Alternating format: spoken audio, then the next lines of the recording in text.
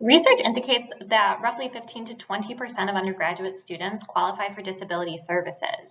Therefore, it's incredibly likely that instructors will receive letters of accommodation and be legally responsible for providing accommodations to students. One of the most common types of accommodations is testing accommodations. This presentation will briefly overview some different types of testing accommodations that instructors may be required to provide and talk about best practices for providing those to students in order to honor the accommodations letter. What you can expect from this slideshow is a brief overview of some common types of testing accommodations, including a distraction-reduced setting, private testing environment, and extended testing times. We'll also go over the definitions for these types of accommodations so that you know what is expected of you when this language appears in the letter of accommodation. We'll also overview testing best practices, what you can do if you're required to provide these types of accommodations. And we're going to go over a special case or a more rare case, which is when students have the ability to have their tests proctored through our Office of Accessibility Services using our text-to-speech software. It's important to note that students qualify for testing accommodations as a result of their disability status, and that these accommodations are provided in order to reduce a barrier that they experience because of their disability. The intention of these accommodations is to provide equal access, not academic advantage to any students. Some common types of testing accommodations and language that you may see in letters of accommodation include a distraction-reduced setting for testing, extended time for testing, which may be time and a half, or in some more rare cases, double time, and testing proctored with text-to-speech software, which occurs through our Office of Accessibility Services. One of the most common questions I receive is in relation to distraction-reduced testing environments for students. Please note that the language says distraction-reduced rather than distraction-free settings for tests.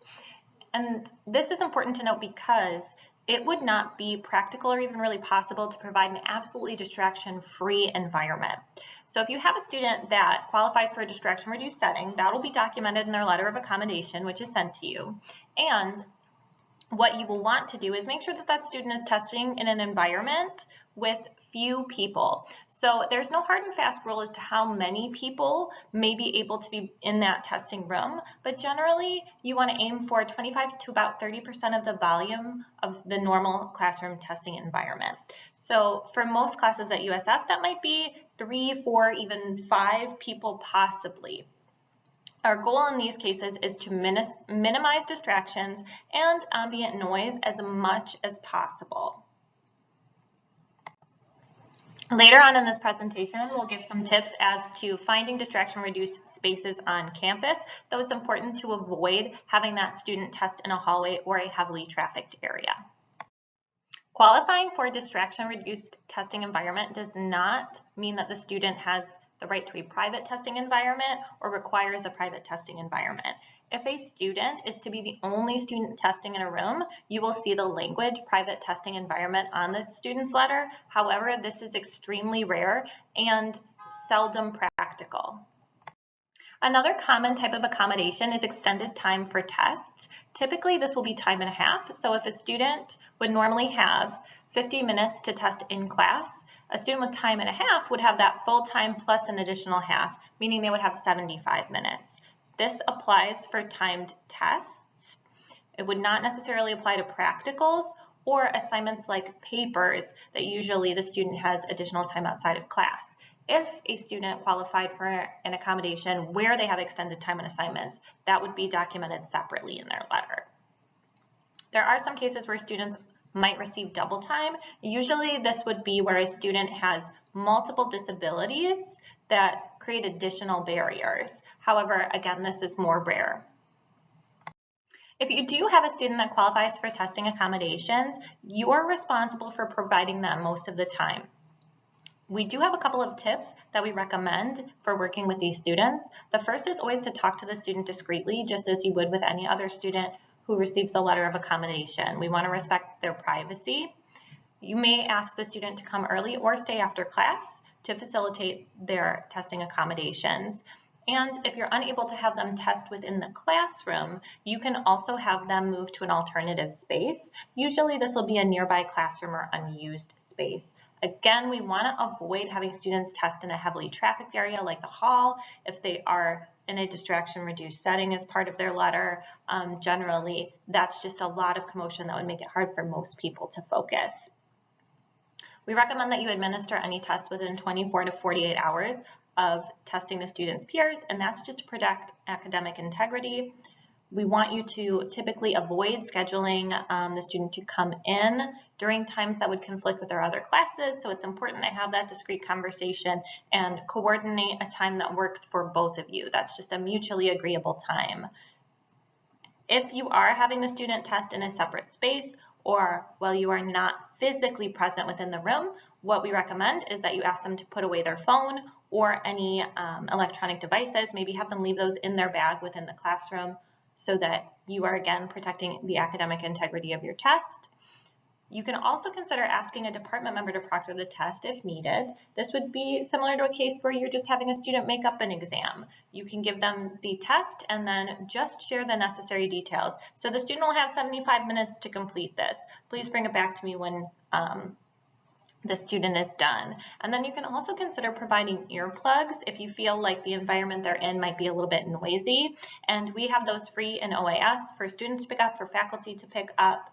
So please don't hesitate to utilize that resource. As aforementioned, instructors are typically responsible for providing testing accommodations to their students. The only cases where this would not apply, where OAS, our Office of Accessibility Services, would proctor the test, is if the student needs access to an auxiliary aid or technology that the instructor cannot provide. So this would apply most commonly to situations where students are using text-to-speech software that reads the test aloud to them. So in these cases, our office adapts the test so that they can use a program called Carswell 3000 and have that test read aloud to them. In cases where a student is having OAS proctor an exam, because they are using our Kurzweil software, each party will have different responsibilities. So the student, OAS, and faculty will be accountable for different things. The student is first and foremost responsible for notifying their instructor via email and OAS at stfrancis.edu that they'd like to use this testing accommodation, and then they'll work directly with us to coordinate a testing time. Our office will confirm any testing details with the instructor, and so usually this will include the amount of time the student has on the test, if they're allowed to use any specific materials, like maybe a note card, if they're going to get a formula sheet, things like that. We will receive the test and adapt it so that it is compatible with our software. And then we will be present, so someone from our office will be present to proctor that test during the predetermined testing time. We'll also, the 24 hours before, send a testing confirmation as documentation, both to the student and to the professor, so that everyone's on the same page, and that'll confirm all of the testing details that the professor has shared with us previously, like testing times and things like that.